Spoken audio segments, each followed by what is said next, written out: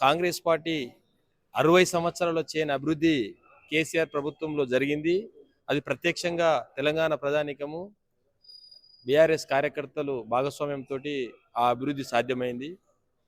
ఆ తర్వాత మోసపూరితమైన 420 హామీలతో ఏదైతే రేవంత్ రెడ్డి కాంగ్రెస్ ప్రభుత్వం 420 హామీలు ఇచ్చిందో ఆ 420 హామీలను నెరవేర్చలేక విఫలమైన తర్వాత కేసీఆర్ ప్రభుత్వం చేసిన సంక్షేమానికి వీడు చేస్తున్న 420 రేవంత్ రెడ్డి ప్రభుత్వం 420 హామీలు నెరవేర్చలేక విఫలమైంది.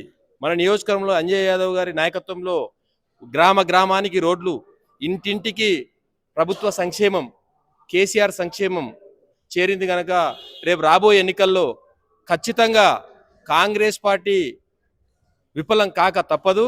అదేవిధంగా రేపు గతంలో ప్రజాప్రతినిధులు బీఆర్ఎస్ ప్రజాప్రతినిధులు 90% ప్రజాప్రతినిధులు గెలవడం జరిగింది. అదే మళ్ళీ పునరావృతం అవుతుంది. 6 జెడ్పీటీసీలు, 6 ఎంపీపీలు, మెజారిటీ గ్రామ పంచాయతీలు, మెజారిటీ మున్సిపాలిటీలు బీఆర్ఎస్ ఖాతాలో జరగడం ఖాయం. ఈరోజు స్వచ్ఛందంగా నియోజకవర్గ స్థాయి విస్తృత స్థాయి కార్యకర్తల సమావేశం నిర్వహించడం జరిగింది. ఈరోజు ఈ కార్యక్రమానికి స్వచ్ఛందంగా గ్రామం నుంచి నియోజకవర్గ స్థాయి మొత్తం కూడా ప్రతి గ్రామం నుంచి ప్రతి తండా నుంచి స్వచ్ఛందంగా తరలి రావడం జరుగుతున్నది. ఈ కార్యక్రమానికి ఏ కార్యకర్తకు ఖర్చు పెట్టే కాదు, ఇది స్వచ్ఛందంగా కేసీఆర్ మీద అభిమానంతో బీఆర్ఎస్ ప్రభుత్వం మీద ఉన్న పార్టీ మీద ఉన్న ఒక నమ్మకంతో ఈరోజు కార్యకర్తలు గ్రామం నుంచి నాయకులు విచ్చేయడం జరుగుతుంది. కాబట్టి దీనికి ఒక్కటే నిదర్శనం. దీన్ని బట్టి అర్థమవుతున్న విషయం ఏంటంటే రేపు జరగబోయే స్థానిక ఎన్నికలలో బీఆర్ఎస్ పార్టీ డంకా బజాయించి మెజారిటీ స్థానాలు బీఆర్ఎస్ కైవసం చేసుకుంటుందని సందర్భంగా తెలియజేస్తూ మాకు విశ్వాసం ఉన్నది.